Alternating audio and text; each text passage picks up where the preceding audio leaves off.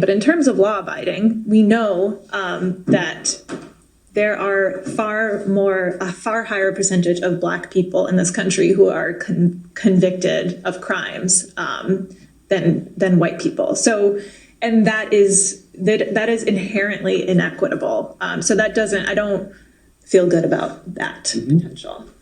So I'll just share that piece, even though, I am definitely on the side of restricting firearm possession. But if that means that white people who are not law-abiding or dangerous, etc., are still more likely to be able to possess firearms, that doesn't keep anybody safe. So that doesn't keep anybody safe. That isn't actually what we're talking about today. I have actually the leading gun expert in America, my friend Dave Kopel, who went to, I didn't know you went to Brown, and University of Michigan, where you were also on Michigan Law Review. Were you an articles editor? No, I was a mere contributing editor. Oh, okay. And now you've written hundreds of articles, Yale, Harvard, our alma mater, University of Michigan Law School, Wall Street Journal, New York Times. Will the New York Times still publish you? They haven't come to me for a while, but whatever, different people are popular with the media at different times. I'm still, I get cited by the courts more than I ever have before. And so that's my best metric. And I'll keep interrupting my own introduction of you to correct me. Research director of Independence Institute, based in Denver, the only libertarians I like, and a law professor. Your professors or your students are so lucky at University of Denver Law School, and many, many other things. I'll link to it on the Substack, but I want to start talking to you. Welcome, Dave Kopel. Well, thank you very much. And as long as we're talking about that, the academic institution I'm doing the most with these days is the University of Wyoming Law School, where they have a new firearms research center where I am a senior fellow, and they are doing great stuff and a lot of outstanding work that'll be useful to anyone who's interested in the gun issue in a serious way. That's fantastic. I was just making fun of on Twitter this nut Jody Cantor. She's moved off the Alito flag beat, and she's attacking some guy. This isn't I really wanted to talk to you, and we will get to Rahimi and the bump stock case. But she's talking about some guy, Dr. English, an economics professor who does these surveys for people who support the Second Amendment. So he's designed surveys to ask things like, do you use do you have an AR-15? Do you have one of those extra ammunition slots? Standard capacity magazines, yes. Right. Have you used a firearm for self-defense? And he's done great research. It's the largest survey he's doing. And the big point of the New York Times and the nut, Jody Cantor, is that these are funded by groups who support the Second Amendment. Well, yeah, that's because all the ones testifying against guns are paid by Harvard, Yale, taxpayers, lots at Stanford. So, wow, University of Wyoming, kind of an exception to the rule. Well, and the point that Jody Cantor, who I think, as you know from the Alito flag story, is a classic unreliable narrator. Leaves out, as they say, English gets funded by the pro-gun people because he appears as a paid expert witness in some cases involving gun issues. Well, and then she's scandalized that this guy who is a compensated expert in cases sometimes gets cited by the Supreme Court. Well, if she were either competent or honest, and she's at least she's not both at the same time for sure, she would also say that in the gun litigation that's going on around the country, you've got so-called experts like Saul Cornell, who's a Fordham history professor, gets paid $750 an hour as an expert witness. He's made a ton of money off it. Not that I begrudge him his newfound wealth, but Saul Cornell gets cited by the anti-gun side in the Supreme Court frequently. That doesn't mean he's falsifying his claims for money, because he's been falsifying claims since long before he got paid as an expert witness. So it's very sincere.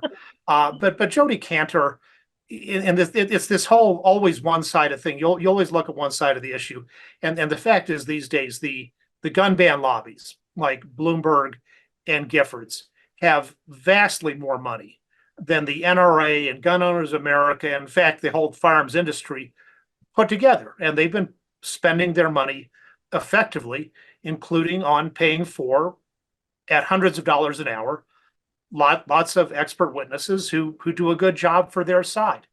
But she is scandalized only that the pro-rights side, when it finds academics who have something to say that is supportive of the right to arms, pays these professors for their time in writing expert reports. And even worse than that is how many paid tenured professors are there in America who support the Second Amendment versus paid tenured professors in America who hate the Second Amendment? I would guess it's like 9 to 1.